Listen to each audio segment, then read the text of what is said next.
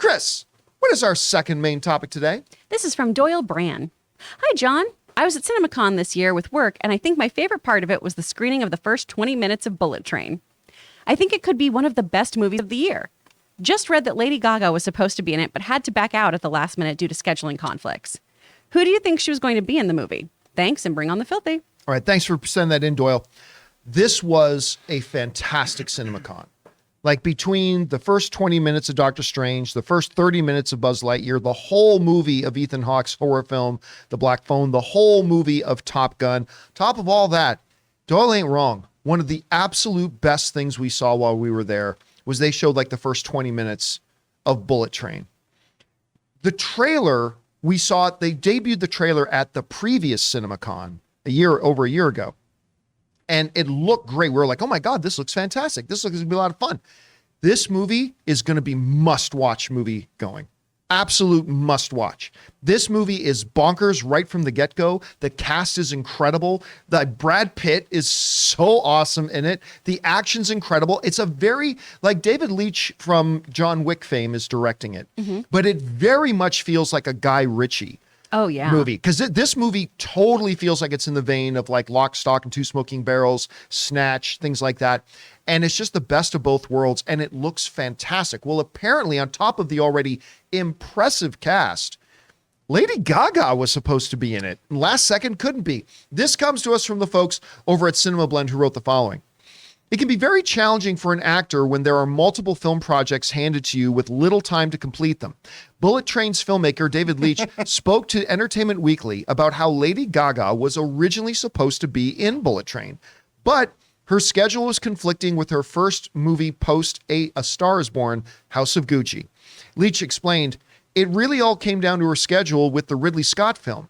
There were short discussions, and then this isn't going to work because she was preparing for the Ridley movie, House of Gucci. They shot right before us and overlapped with us, and it really didn't work. So here's this brings up one of the big key things about the business and the industry. You have, when you make a movie, hundreds, thousands of people that you are booking and blocking their time for, and when everything can happen and all the stars have to align. And if there's another movie coming out and you think we can do it, but then it looks like a previous thing is going to go over when you're supposed to start, what do? It's not like you're waiting an extra 10 minutes for somebody to show up for dinner, right? If it's a matter of 3 or 4 weeks, so you may think, well, what's 3 or 4 weeks? You have 1,000 people who have booked and scheduled and everything is lined up. So yes, even though this could have been a movie that they spent months shooting, yeah, even if it was just a matter of 2 weeks, that kills it. Oh, yeah. You got to get somebody else. And while it would have been really fun to see Lady Gaga in a movie like Bullet Train, because I mean, she was great in A Star is Born. Oh, she was great in House of Gucci. I just, was she though? Was she? I thought she was great in House of Gucci. But it would have been really cool to see her kind of step in to do something a little bit different like this. Now, as far as what role do I think she was going to play? My best guess is she was going to play the Sandra Bullock role. Yeah. I mean, you could say, well, no, I'm pretty sure Sandra Bullock was in there the whole time because they just did that. What was the name of the city? Lost City? Lost City, yeah. They just did Lost City together, so it kind of makes sense. True. But if I had to think of a character that would be the most logical, it probably would have been the Sandra Bullock character.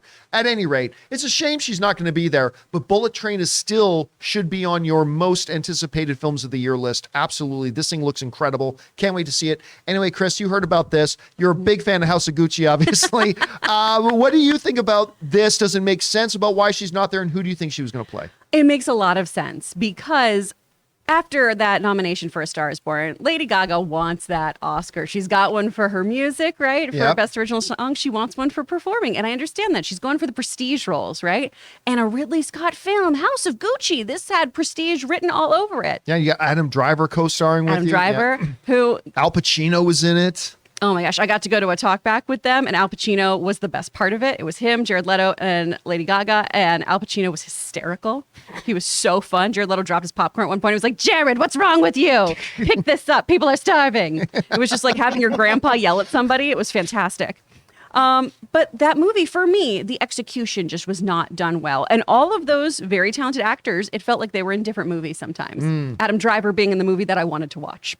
Right.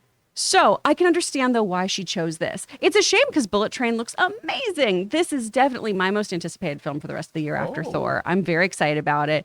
Zach Oskowitz, who's done, he's writing Last Voyage of the Demeter, which looks really messed up and is a horror movie I might actually go see. That looks really wild. They showed us a bit of that at CinemaCon. Yeah. And he also did some writing on the Fear Street stuff on Netflix, too, which, again, is that fun, campy kind of horror that I can deal with. So I really, really like his writing, and I really like the dialogue we have in this. And I think it would have been fun to have somebody who is such a great performer and is able to do kind of quirky niche things like Gaga's capable of doing, as well as really grounded acting, to be part of that universe. From the characters we've seen, though, the only one that makes sense to me is the Sandy Bullock character. Otherwise, we've got the girl, little baby Bane. Yeah, baby, that's a good way of putting it. I couldn't see Lady Gaga playing that. And then we haven't seen some other characters because we only saw the first 20 minutes. But from who we saw in the trailers too, even, I couldn't see her as somebody else. But that's the thing about actors, right? You can't see it until they're in the role. And then you go, oh, yeah, that makes sense. And I wouldn't want anyone else doing it. Yeah, that's a great point. All right, guys, question is for you. What do you think about this? It looks like Lady Gaga was at one point lined up to be in the Brad Pitt film Bullet Train, which looks crazy good. I cannot wait for you guys to see this. Are you kind of bummed out that she's not being in it? Do you maybe think it sounds like too weird to fit? Whatever you guys think, jump down to the comment section below and let us know your thoughts. Guys, we want to thank the sponsor of today's video, Mint Mobile. You know, the one with the delightful ads with good Canadian kid Ryan Reynolds. So look, after years of fine print contracts and getting ripped off by big wireless providers, if we've learned anything, it's that there's always a catch. So when I first heard that Mint Mobile offers premium wireless starting at just $15 a month, I thought, what's the catch? But after talking to them and using their service, it all made sense. There isn't a catch. And guys, that's no joke, because for years I've been using one of the major providers and it was fine. But I switched over to Mint Mobile a little while ago. The service has been fantastic. And the big difference is I'm now paying about 1/3 of what I was paying before. And the best part for anybody who just hates their phone bills is that Mint Mobile offers premium wireless for just $15 a month. All of their plans come with unlimited talk and text plus high-speed data delivered on the nation's largest 5G network. Use your own phone with any Mint Mobile plan and keep your same phone number along with all your existing contacts. To get your new wireless plan for just $15 a month and get the plan shipped to your door for free, go to mintmobile.com/Campea. That's mintmobile.com/Campea. Cut your wireless bill to $15 a month at mintmobile.com/Campea.